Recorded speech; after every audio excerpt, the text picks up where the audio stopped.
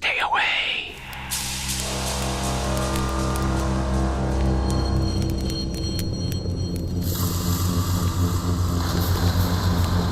You were a witch. Fucking witch. Can hear his smile.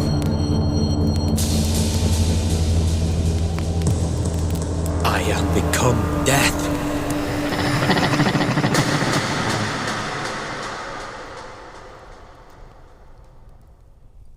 Tales Under a Broken Sky, Episode 32, Carmilla, by Joseph Sheridan Le Fanu, Part 6.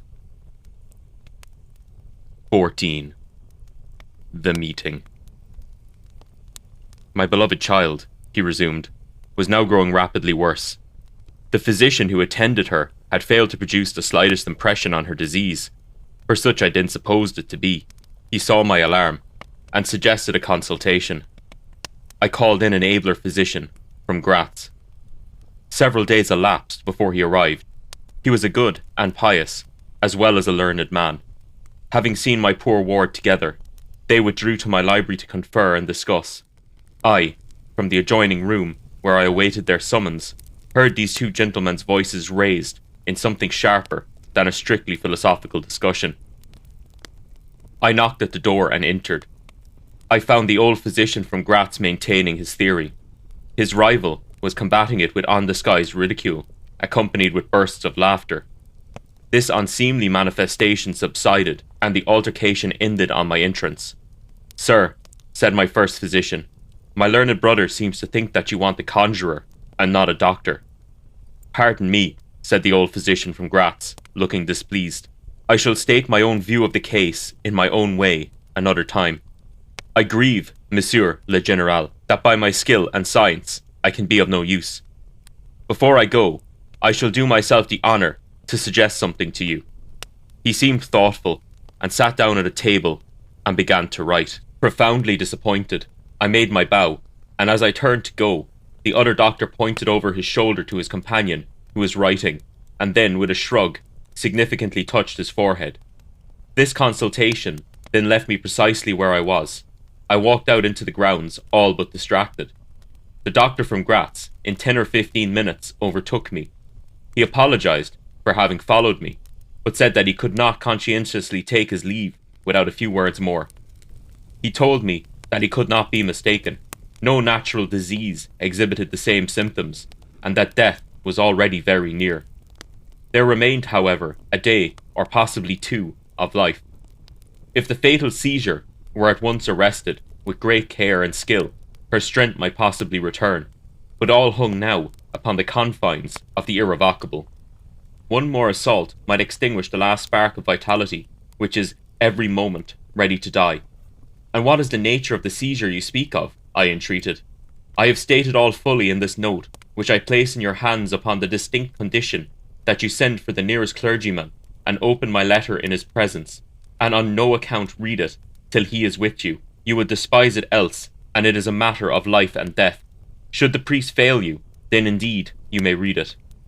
He asked me, before taking his leave finally, whether I would wish to see a man curiously learned upon the very subject, which, after I had read his letter, would probably interest me above all others, and he urged me earnestly to invite him to visit him there, and so took his leave.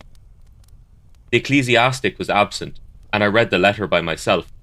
At another time, or in another case, it might have excited my ridicule. But into what quackeries will not people rush for a last chance, where all accustomed means have failed, and the life of a beloved object is at stake? Nothing, you will say, could be more absurd than the learned man's letter. It was monstrous enough to have consigned him to a madhouse. He said that the patient was suffering from the visits of a vampire. The punctures, which he described as having occurred near the throat, were, he insisted, the insertion of those two long, thin, and sharp teeth, which, it is well known, are peculiar to vampires. And there could be no doubt, he added, as to the well-defined presence of the small livid mark, which all concurred in describing as that induced by the demon's lips, and every symptom described by the sufferer was in exact conformity with those recorded in every case of a similar visitation. Being myself wholly sceptical as to the existence of any such portent as the vampire, the supernatural theory of the good doctor furnished, in my opinion, but another instance of learning and intelligence oddly associated with some one hallucination. I was so miserable, however, that rather than try nothing, I acted upon the instructions of the letter. I concealed myself in the dark dressing room that opened upon the poor patient's door, in which a candle was burning, and watched there till she was fast asleep. I stood at the door, peeping through the small crevice, my sword laid on the table beside me, as my directions prescribed, until, a little after 1, I saw a large black object, very ill-defined, crawl, as it seemed to me, over the foot of the bed, and swiftly spread itself up to the poor girl's throat, where it swelled, in a moment, into a great palpitating mass. For a few moments I had stood petrified. I now sprang forward with my sword in my hand. The black creature suddenly contracted towards the foot of the bed, glided over it, and, standing on the floor about a yard below the foot of the bed, with a glare of skulking ferocity and horror fixed on me, I saw Millarca. Speculating, I know not what, I struck at her instantly with my sword, but I saw her standing near the door, unscathed. Horrified, I pursued, and struck again. She was gone, and my sword flew to shivers against the door. I can't describe to you all that passed on that horrible night. The whole house was up and stirring. The spectre Millarca was gone, but her victim was sinking fast, and before the morning dawned, she died. The old general was agitated. We did not speak to him. My father walked to some little distance, and began reading the inscriptions on the tombstones, and thus occupied, he strolled into the door of a side chapel to prosecute his researches. The general leaned against the wall, dried his eyes, and sighed heavily. I was relieved on hearing the voices of Carmilla and Madame, who were at that moment approaching. The voices died away. In this solitude, having just listened to so strange a story, connected as it was with the great and titled dead, whose monuments were mouldering among the dust and ivy round us, and every incident of which bore so awfully upon my own mysterious case, in this haunted spot, darkened by the towering foliage that rose on every side, dense and high above its noiseless walls, a horror began to steal over me, and my heart sank as I thought that my friends were, after all, not about to enter and disturb this triste and ominous scene. The old general's eyes were fixed on the ground as he leaned with his hand upon the basement of a shattered monument. Under a narrow arched doorway, surmounted by one of those demoniacal grotesques in which the cynical and ghastly fancy of old Gothic carving delights, I saw very gladly the beautiful face and figure of Carmilla enter the shadowy chapel. I was just about to rise and speak, and nodded smiling, in answer to her peculiarly engaging smile, when with a cry, the old man by my side caught up the woodman's hatchet and started forward. On seeing him, a brutalized change came over her features. It was an instantaneous and horrible transformation, as she made a crouching step backwards. Before I could utter a scream, he struck at her with all his force, but she dived under his blow, and unscathed, caught him in her tiny grasp by the wrist. He struggled for a moment to release his arm, but his hand opened, the axe fell to the ground, and the girl was gone. He staggered against the wall, his grey hair stood upon his head, and a moisture shone over his face, as if he were at the point of death. The frightful scene had passed in a moment. The first thing I recollect after is Madame standing before me, and impatiently repeating again and again the question, "Where is Mademoiselle Carmilla?" I answered at length, "I don't know. I can't tell. She went there," and I pointed to the door through which Madame had just entered, only a minute or two since. But I'd been standing there, in the passage, ever since Mademoiselle Carmilla entered, and she did not return. She then began to call Carmilla, through every door and passage from the windows, but no answer came. "She called herself Carmilla?" asked the general, still agitated. "Carmilla, yes," I answered. "Aye," he said, "that is Millarca. That is the same person who long ago was called Mircalla, Countess Karnstein. Depart from this accursed ground, my poor child, as quickly as you can. Drive to the clergyman's house, and stay there till we come. Begone, may you never behold Carmilla more. You will not find her here." 15. Ordeal and Execution. As he spoke, one of the strangest-looking men I ever beheld entered the chapel at the door through which Carmilla had made her entrance and her exit. He was tall, narrow-chested, stooping, with high shoulders, and dressed in black. His face was brown and dried in with deep furrows. He wore an oddly shaped hat with a broad leaf. His hair, long and grizzled, hung on his shoulders. He wore a pair of gold spectacles and walked slowly, with an odd shambling gait, with his face sometimes turned up to the sky and sometimes bowed down towards the ground, seemed to wear a perpetual smile. His long, thin arms were swinging, and his lank hands, in old black gloves, ever so much too wide for them, waving and gesticulating in utter abstraction. "The very man," exclaimed the general, advancing with manifest delight. "My dear Baron, how happy I am to see you. I had no hope of meeting you so soon." He signed to my father, who had by this time returned, and leading the fantastic old gentleman, whom he called the Baron, to meet him, he introduced him formally, and they at once entered into earnest conversation. The stranger took a roll of paper from his pocket, and spread it on the worn surface of a tomb that stood by. He had a pencil case in his fingers, with which he traced imaginary lines from point to point on the paper, which, from their often glancing from it together at certain points of the building, I concluded to be a plan of the chapel. He accompanied what I may term his lecture with occasional readings from a dirty little book, whose yellow leaves were closely written over. They sauntered together down the side aisle, opposite to the spot where I was standing, conversing as they went. Then they began measuring distances by paces, and finally they all stood together, facing a piece of the side wall, which they began to examine with great minuteness, pulling off the ivy that clung over it, and rapping the plaster with the ends of their sticks, scraping here and knocking there. At length they ascertained the existence of a broad marble tablet, with letters carved in relief upon it. With the assistance of the woodman, who soon returned, a monumental inscription and carved eschaton were disclosed. They proved to be those of the long-lost monument of Mircalla, Countess Karnstein. The old general, though not I fear given to the praying mood, raised his hands and eyes to heaven in mute thanksgiving for some moments. "Tomorrow," I heard him say, "the commissioner will be here, and the inquisition will be held according to law." Then, turning to the old man with the gold spectacles, whom I have described, he shook him warmly by both hands and said, "Baron, how can I thank you? How can we all thank you? You will have delivered this region from a plague that has scourged its inhabitants for more than a century. The horrible enemy, thank God, is at last tracked." My father led the stranger aside, and the general followed. I know that he had led them out of hearing, that he might relate my case, and I saw them glance often quickly at me as the discussion proceeded. My father came to me, kissed me again and again, and leading me from the chapel said, "It is time to return, but before we go home, we must add to our party the good priest, who lives but a little way from this, and persuade him to accompany us to the Schloss." In this quest we were successful, and I was glad, being unspeakably fatigued when we reached home. But my satisfaction was changed to dismay on discovering that there were no tidings of Carmilla. Of the scene that had occurred in the ruined chapel, no explanation was offered to me, and it was clear that it was a secret which my father for the present determined to keep from me. The sinister absence of Carmilla made the remembrance of the scene more horrible to me. The arrangements for the night were singular. 2 servants and Madame were to sit up in my room that night, and the ecclesiastic, with my father, kept watch in the adjoining dressing room.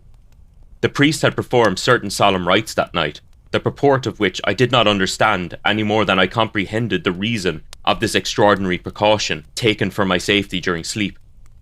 I saw all clearly a few days later. The disappearance of Carmilla was followed by the discontinuance of my nightly sufferings.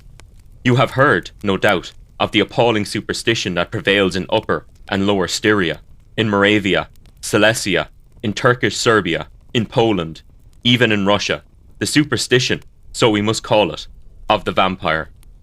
If human testimony, taken with every care and solemnity, judicially before commissions innumerable, each consisting of many members, all chosen for integrity and intelligence, and constituting reports more voluminous, perhaps, than exist upon any one other class of cases, is worth anything, it is difficult to deny, or even to doubt the existence of such a phenomenon as the vampire.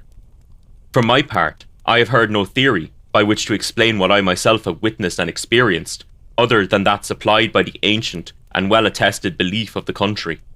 The next day, the formal proceedings took place in the chapel of Karnstein. The grave of the Countess Mircalla was opened, and the general and my father recognised each as perfidious and beautiful guest, in the face now disclosed to view. The features, though 150 years had passed since her funeral, were tinted with the warmth of life. Her eyes were open. No cadaverous smell exhaled from the coffin.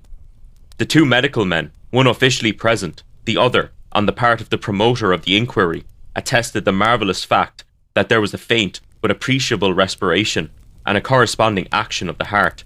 The limbs were perfectly flexible, the flesh elastic, and the leaden coffin floated with blood, in which to a depth of 7 inches the body lay immersed. Here, then, were all the admitted signs and proofs of vampirism. The body, therefore, in accordance with the ancient practice, was raised, and a sharp stake driven through the heart of the vampire, who uttered a piercing shriek at that moment, in all respects such as might escape from a living person in the last agony. Then the head was struck off, and a torrent of blood flowed from the severed neck. The body and head was next placed on a pile of wood and reduced to ashes, which were thrown upon the river and borne away, and that territory has never since been plagued by the visits of a vampire. My father has a copy of the report of the Imperial Commission, with the signatures of all who were present at these proceedings, attached in verification of the statement.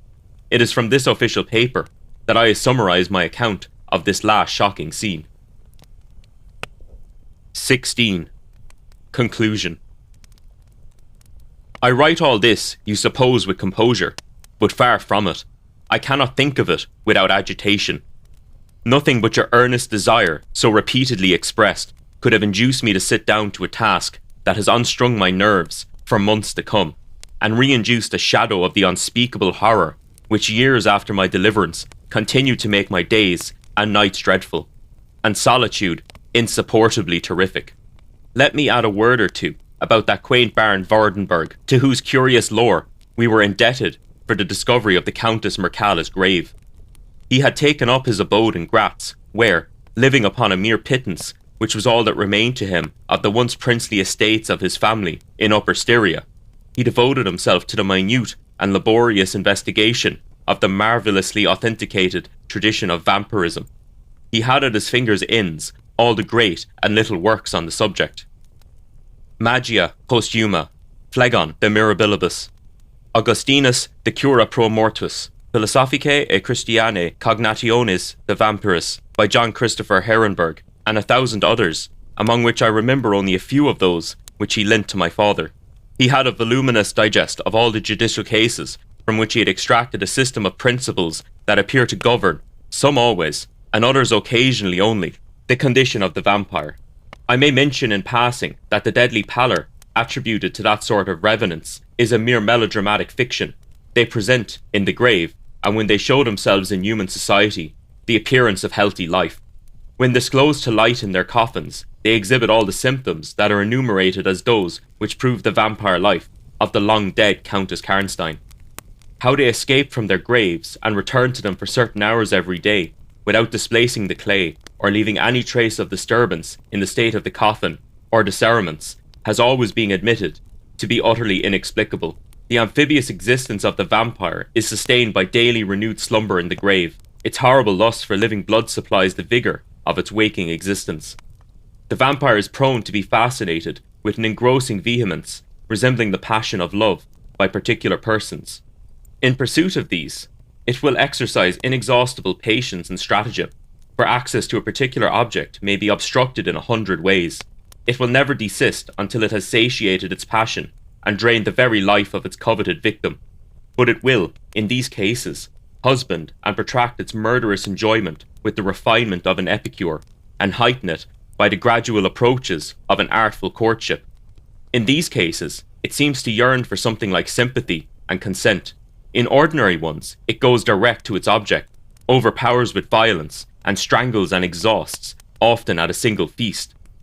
The vampire is, apparently, subject in certain situations to special conditions, in the particular instance of which I have given you a relation. Mircalla seemed to be limited to a name which, if not her real one, should at least reproduce, without the omission or addition of a single letter, those, as we say, anagrammatically, which compose it. Carmilla did this, so did Millarca. My father related to the Baron Vordenberg, who remained with us for 2 or 3 weeks after the expulsion of Carmilla, the story about the Moravian nobleman and the vampire at Karnstein churchyard, and then he asked the Baron how he had discovered the exact position of the long-concealed tomb of the Countess Mircalla. The Baron's grotesque features puckered up into a mysterious smile. He looked down, still smiling on his worn spectacle case, and fumbled with it. Then looking up, he said, "I have many journals and other papers written by that remarkable man. The most curious among them is one treating to the visit of which you speak, to Karnstein. The tradition, of course, discolours and distorts a little. He might have been termed a Moravian nobleman, but he had changed his abode to that territory, and was, beside, a noble. But he was, in truth, a native of Upper Styria. It is enough to say that in very early youth he had been a passionate and favoured lover of the beautiful Mircalla, Countess Karnstein. Her early death plunged him into unconsolable grief. It is the nature of vampires to increase and multiply, but according to an ascertained and ghostly law. Assume at starting a territory perfectly free from the pest. How does it begin, and how does it multiply itself? I will tell you. A person, more or less wicked, puts an end to himself. A suicide, under certain circumstances, becomes a vampire. That spectre visits living people in their slumbers. They die, and almost invariably in the grave, develop into vampires. This happened in the case of the beautiful Mircalla, who was haunted by one of those demons. My ancestor, Vordenberg, whose title I still bear, soon discovered this, and in the course of the studies to which he devoted himself, learned a great deal more. Among other things, he concluded, that suspicion of vampirism would probably fall, sooner or later, upon the dead countess, who in life had been his idol. He conceived the horror, be she what she might, of her remains being profaned by the outrage of a posthumous execution. He has left a curious paper to prove that the vampire, on its expulsion from its amphibious existence, is projected into a far more horrible life, and he resolved to save his once beloved Mircalla from this. He adopted the stratagem of a journey here, a pretended removal of her remains, and a real obliteration of her monument.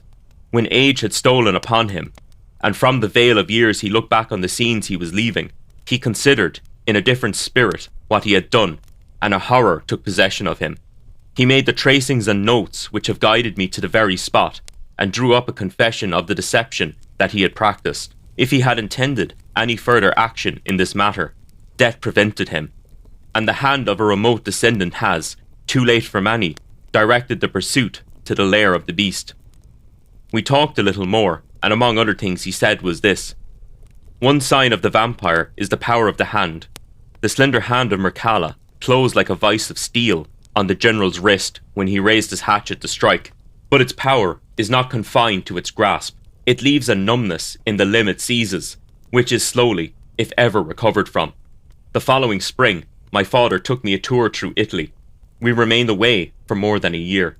It was long before the terror of recent events subsided, and to this hour, the image of Carmilla returns to memory with ambiguous alterations. Sometimes the playful, languid, beautiful girl, sometimes the writhing fiend I saw in the ruined church, and often, from a reverie I have started, fancying I heard the light step of Carmilla at the drawing-room door. Welcome, folks, to episode 32 of Tales Under a Broken Sky.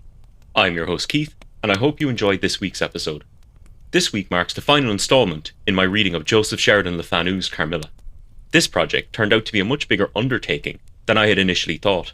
I thought maybe it would be 3 to 4 episodes when I initially started work on it, and part of me is somewhat glad to have reached the end. Not that I didn't enjoy it. This is one of those classic works of fiction where I kept having to sit back and just admire the impact that this work has had on works in the genre, right up to the modern day. But I kind of missed producing my own original content for the podcast as well, so I'm looking forward to getting back into that in the next episode. The pace really picks up for the last 3 chapters, with General Spielsdorf finally finishing the retelling of his tale and revealing the mystery behind his niece's death. The main cast are all finally assembled in the ruins of the old Karnstein castle. Carmilla appears and is then chased off before the group finally do away with the vampiric threat. It's kind of funny in that it mirrors, or it probably should be the other way around as it came first, the death of Dracula in Stoker's novel, with the vampire cornered while they slept and done away with relatively little fuss. It feels in some senses antithetical to modern storytelling to have such a quick ending with no major scene other than a description of the party killing her. But the novella itself is written as a first-person account and tries to tend more towards the informative rather than the dramatic. I enjoyed both this story and the reading of it. Carmilla is one of those works that has had a well-deserved impact on the genre that still echoes through horror and vampire storytelling to this day. I'm going to be delving a little more into my thoughts on this novella in a special episode. I just want to talk more about the themes running through this work, the impact Carmilla has had on later works in the genre, and my overall general impression of perhaps Le Fanu's most famous tale. The next episode is going to be another original short story, The Muse, and then we will return to Carmilla one last time as I spend a little bit more time thinking about and analysing this work. Until next time, thank you for listening to episode 32 of Tales Under a Broken Sky. I hope you enjoyed this week's production as much as I enjoyed writing and recording it. If you did enjoy it, please consider liking and subscribing to the podcast on your platform of choice and sharing with your friends. This will really help the show and keep me motivated to produce more content. Thank you again for your time.